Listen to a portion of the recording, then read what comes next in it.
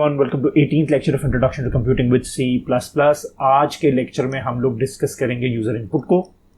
User input का क्या मतलब है? अगर हम रिकॉल करें प्रीवियस लेक्चर की एग्जांपल में, जिसमें हम लोगों ने एक प्रोग्राम लिखा था जिसमें हम लोग यूज़र से कोई वैल्यूज़ नहीं ले रहे थे। इनफैक्ट हमने एक सोर्स कोड फाइल के अंदर ही कुछ वेरिएबल्स डिक्लेयर किए थे। फॉर एग्जांपल, अगर मैंने उस सोर्स कोड की फाइल का नाम रखा होता sum.cpp, तो आप लोगों को जैसे कि याद है कि सबसे पहले इसके टॉप पे मैंने एक हेडर फाइल जो थी वो इंक्लूड कराई थी। अच्छा, हेडर फाइल इंक्लूड कराने के बाद यहाँ पे आई रोट सम कोड और हमने फिर यहाँ पे डायरेक्टली वेरिएबल डिक्लेयर किए थे। तो जैसे फॉर एग्जांपल n1 हमने एक वेरिएबल लिया था और उसको हमने कोई एक वैल्यू असाइन कर दी थी। ये इनिशियलाइजेशन की एग्जांपल होगी। लेट्स सपोज उसको वैल्यू असाइन कर दी थी 16। इसी तरीके से एक n2 की वैल्यू ली थी और उसको वैल्यू लेट्स सपोज असाइन कर दी 8। और उसके बाद हम लोगों ने सम लिया था जिसमें हम लोगों ने कहा था कि n1 प्लस n2 कर दो, और फिर हम लोगों ने बेसिकली डिस्प्ले कर दिया था इस सम को। तो यहाँ पे मैं डिस्प्ले लिख रहा हूँ कि डिस्प्ले मैंने कर दिया था सम को। तो that was my program here. और अगर अब आप लोगों को याद हो कि इस प्रोग्राम को जिस वक्त कंपाइल किया गया तो इसने बेसिकली क्या किया था कि एक मेरे पास इसकी एग्जीक्यूटेबल फाइल जो थी वो जनरेट कर दी थी, जिसको कि हम कहते हैं sum.exe। और इसके अंदर बेसिकली ये सारा का सारा कोड जो है आफ्टर बीइंग कंपाइलेशन, जब कंपाइल हो जाता है तो ये सारे का सारा कोड जो है ना, इसमें 1 zeros की फॉर्म जो है उसमें आ जाता है। तो ये सारा प्रोग्राम इस फॉर्म में हमारे पास आ गया। अब जब हमने किसी भी यूज़र को इस प्रोग्राम को एग्जीक्यूट करने के लिए देना होता है तो नॉर्मली आप एग्जीक्यूटेबल फाइल जो है ना वो प्रोवाइड करते हैं। अब अगर इस प्रोग्राम की आप एग्जांपल लें तो जब भी यूज़र sum.exe को एग्जीक्यूट करेगा तो इस पर्टिकुलर केस में आंसर विल ऑलवेज बी 24, क्योंकि हमने ये जो दो वैल्यूज़ कोड के अंदर 8 और 16 वाली जो n1 और n2 में रखी हैं, ये हार्ड कोडेड वैल्यूज़ कहलाती हैं। ये जो मैंने यहाँ पे रखी हैं, हम इनको कहते हैं कि these are hard coded values. Hard coded का क्या मतलब है कि हम लोगों ने क्योंकि उनको कोड के अंदर रख दिया है तो after the compilation we can not basically change those values. That's why हम लोग यहाँ पे टर्म यूज़ करते हैं कि ये हार्ड कोडेड वैल्यूज़ हैं। इसका मतलब है कि देयर इज़ नो वे कि यूज़र किस तरीके से प्रोवाइड कर सके। अब एक्चुअली तो अगर मैं लेट्स सपोज मेरा प्रोग्राम अगर ये करे, हम 5 की नहीं अब 2 नंबर्स की अगर एग्जांपल ले लेते हैं, तो यहाँ पर कैपेबिलिटी होनी चाहिए मेरे प्रोग्राम के पास कि वो इन 2 वैल्यूज़ को यहाँ पे हार्ड कोड ना करे, बल्कि समहाउ यूज़र जो है मेरा, जो यहाँ पे लेट्स सपोज मेरा एक यूज़र बैठा हुआ है, वो इन 2 वैल्यूज़ को यहाँ पर ऑन द फ्लाई जो है ना, ऑन द फ्लाई अब टर्म मैं यूज़ कर रहा हूँ। ऑन द फ्लाई का मतलब है कि जब प्रोग्राम इज़ इन एग्जीक्यूशन, और प्रोग्राम जो है वो इन एग्जीक्यूशन कब होता है, जब आप बेसिकली sum.exe वाली जो आपकी फाइल है इसको एग्जीक्यूट कर रहे होंगे। तो इस जनरेटेड एग्जीक्यूटेबल फाइल के अंदर ये कैपेबिलिटी होनी चाहिए कि ऑन द फ्लाई ये यूज़र से जो है n1 की वैल्यू और n2 की वैल्यू जो है वो लेकर तो यहाँ पर असाइन कर सके। वंस दैट इज़ डन तो फिर वो आगे की प्रोसेसिंग जो है ना वो करे और सम को कैलकुलेट करे।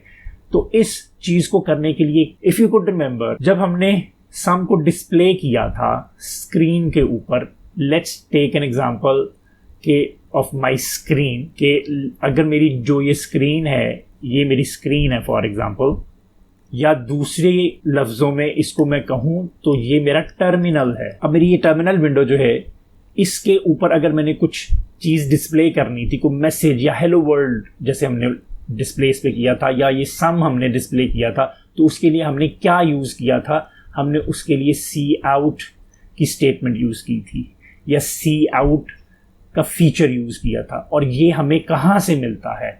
उसके लिए हम लोगों ने ये वाली हेडर फाइल जो इंक्लूड की हुई है, जिसको हम IO स्ट्रीम कहते हैं, इनपुट आउटपुट स्ट्रीम। तो यहाँ से पता चला कि आउटपुट स्ट्रीम जो है ना यहाँ पे डिफाइंड है। तो सी आउट क्या कर रही है मेरे लिए? C out is basically displaying something to the screen.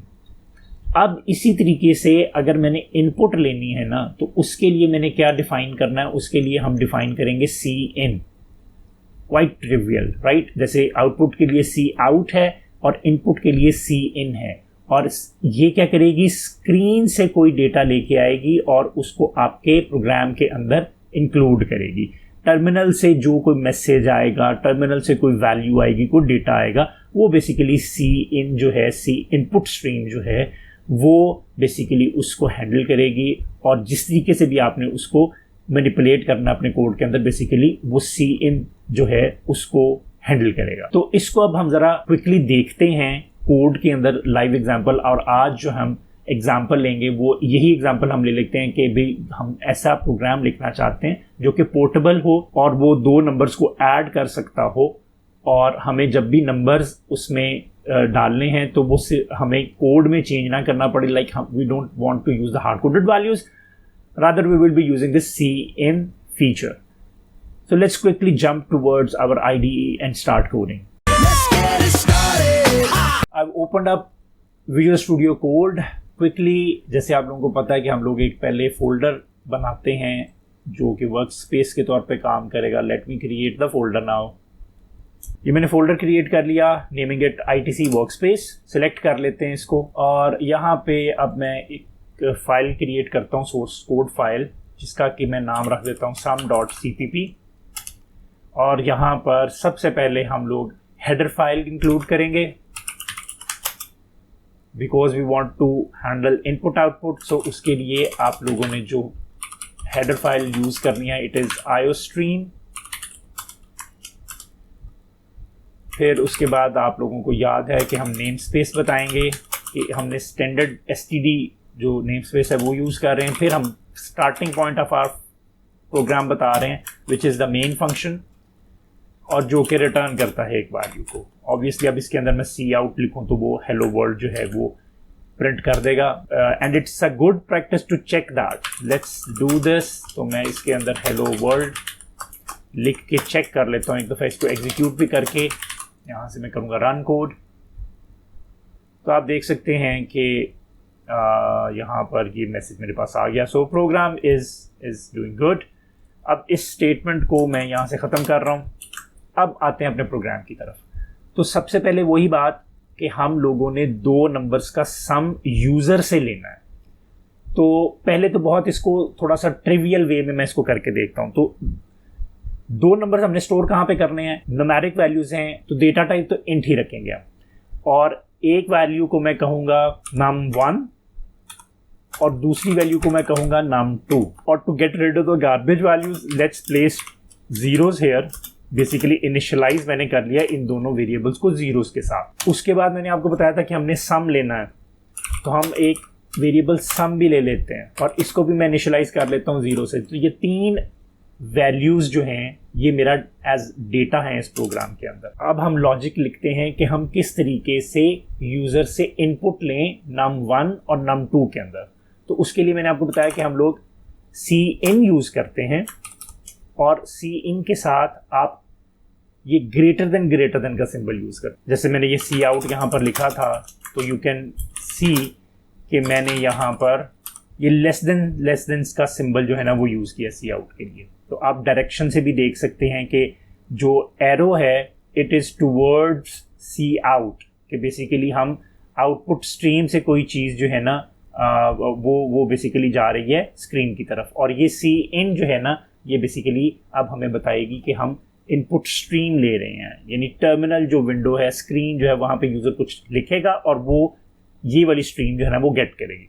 तो कहाँ पे गेट करेगी, आगे हमने इसके अंदर बेसिकली वो प्लेस होल्डर वैल्यू बता देनी है, वो डेटा पॉइंट बता देना, वो वेरिएबल बता देना जिसके अंदर वैल्यू इसने स्टोर करनी है। तो बेसिकली मुझे num1 के अंदर स्टोर करनी है, और आखिर में मैं ये यहाँ पर सेमीकोलन लगा दूंगा। तो ये रीड करेगा वैल्यू को यूज़र से और num1 में स्टोर कर देगा।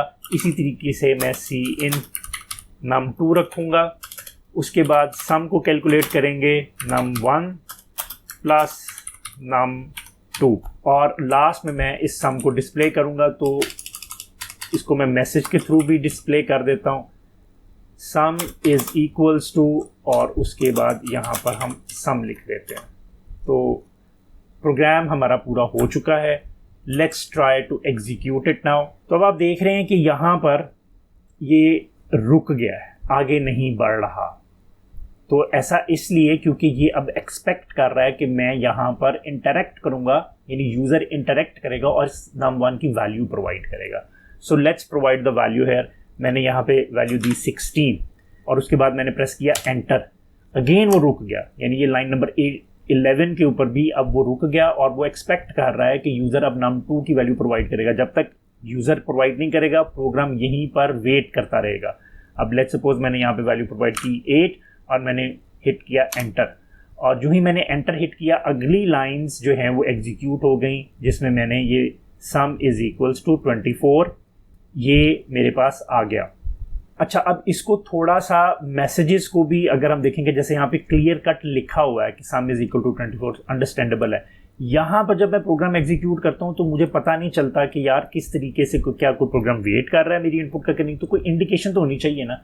तो उसके लिए इट्स अ गुड प्रैक्टिस कि before taking any kind of input from the user हम एक आउटपुट मैसेज भी उसको दे देते हैं कि आपको यहाँ पे क्या करना है। तो इसका मतलब है कि इस सी इन की स्टेटमेंट से पहले मैं एक सी आउट की स्टेटमेंट भी लगा सकता हूँ, जहाँ पे मैं उसको कह सकता हूँ एंटर num1 और यहाँ पे मैं सेमीकोलन लगा देता हूँ।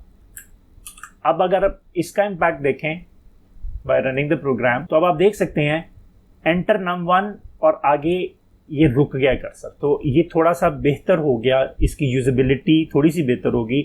Now it is expecting N input from the user. तो यहाँ पे अगेन मैं एक वैल्यू असाइन कर देता हूँ इसको, लेकिन again it is not happening for this line number 12 है। num2 के लिए मैंने इस तरीके का मैसेज यहाँ पर नहीं लिखा, और यहाँ पर अब मैं कोई वैल्यू और देता हूँ तो यहाँ पे मेरे पास ये 7 और 5 का सम आ गया 12।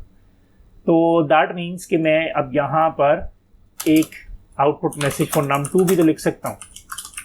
अब अगर मैं इसको रन करूँ तो अब I will be getting a prompt message hair कि एंटर num1, तो मैंने num1 एंटर कर दिया, एंटर num2 तो मैंने num2 एंटर कर दिया, और दोनों का सम मेरे पास यहाँ पे आ गया। अब आप देख सकते हैं कि ये वाली वैल्यूज़ मेरे पास यहाँ पर काफ़ी डिस्क्रिप्टिव वे में मुझे ये प्रोग्राम जो है ना वो बिहेव करके दे रहा है। और एक और इम्पॉर्टेंट चीज़ हम कुछ ये भी डिस्कस कर सकते हैं कि I don't want to use the same numbers और you can say same names जो कि मैंने वेरिएबल्स के रखे हैं। ये ज़रूरी नहीं है ये, क्योंकि लिटिल स्ट्रिंग्स हैं, यहाँ पे मैं जो मर्जी लिखूँ।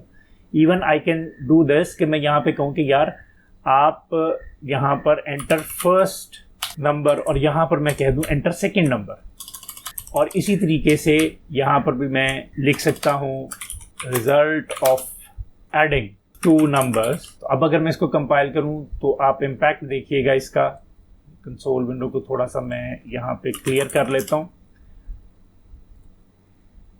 अब आप देख सकते हैं कि एंटर फर्स्ट नंबर मेरे पास यहाँ पे आ गया, तो मैंने फर्स्ट नंबर एंटर किया, सेकंड नंबर वो पूछ रहा है मेरे से, और ये चीज़ मेरे पास आ गई। अच्छा, अब इसको थोड़ा सा और रियलिस्टिक भी अगर हम बनाना चाहें तो क्या बना सकते हैं? जी बिल्कुल बना सकते हैं। फॉर एग्जांपल अगर मैं कहता हूँ कि यार इस तरीके से मुझे नहीं रिजल्ट दिखाना, मुझे जैसे मैथ्स में इक्वेशन होती है वैसे ही दिखाना है। बट क्या मतलब उसका कि जैसे जो भी नंबर मैं लिखता हूँ num1 प्लस num2 और उसके बाद इक्वल्स टू सम, कुछ इस फॉर्म में मैं कहता हूँ मेरा रिजल्ट आए। यहाँ पे एक्चुअल वैल्यूज रिप्लेस हो जाए, लेकिन इस फॉर्म में मेरे पास यहाँ पे मैं डिस्प्ले करना चाहता हूँ। तो वो कैसे करेंगे? बहुत ईजी है। तो by looking at this format जो हमें चाहिए सी आउट के अंदर, तो सबसे पहले हम num1 को प्रिंट कर रहे हैं। उसके बाद हम क्या करेंगे, हमें ये प्लस का साइन जो है वो प्रिंट करना है। तो यहाँ पर मैंने ये डबल कोट्स के अंदर एक लिटिल स्ट्रिंग के तौर पे मैंने इसको रख दिया कि ये प्लस का साइन जो है यहाँ पे प्रिंट करो, और उसके बाद num2 प्रिंट करो।